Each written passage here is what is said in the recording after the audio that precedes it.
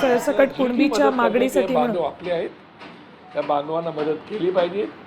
कारण सरकार काय निर्णय घेईल तो सरकारचा निर्णय आहे, कोर्ट काय निर्णय घेईल तो कोर्टाचा निर्णय आहे.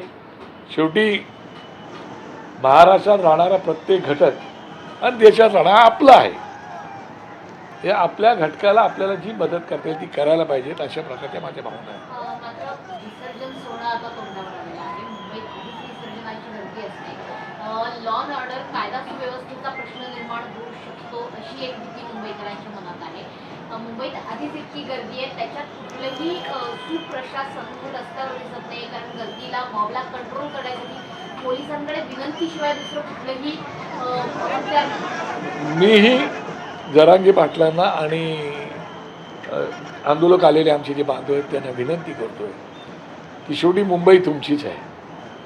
महाराष्ट्राची ना देशाची आर्थिक राजधानी आहे आणि त्याच्यामुळे मुंबईकडे बघण्याचा तुमचाही दृष्टिकोन उत्तम प्रकारचा असला पाहिजे आणि मुंबईच्या लोकांना त्रास होता कामा नये, कायदा आणि सुव्यवस्था बिघडता कामा नये, या दृष्टिकोनातूनही त्यांनी विचार करण्याची आवश्यकता आहे. आपला लढा आंदोलन आहेच, ते एका विषयासाठी आहे, पण त्याच्यामुळे इतरांनाही त्रास होईल असं न केलं तर जरांगे पाटलांनी आपल्या सहकार्यांना आणि आम्ही आमच्या बांधवांना विनंती करतो की आपणही हे थोडंसं गणपतीचं पिरियड आहे आणि या गणपतीच्या पिरियडमध्ये लाखो लोक मुंबईमध्ये येत असतात आणि ते सुद्धा मुंबई बघायला फिरतात दर्शनाला आल्यानंतर.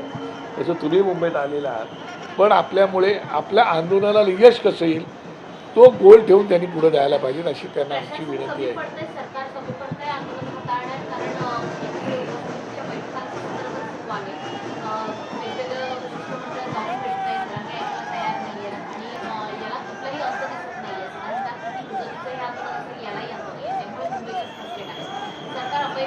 नाही, मला मी सरकारला यासाठी सरकार अपेक्षित ठरते नाही ठरते या विषयावरती मला बोलणंही उचित वाटत नाही.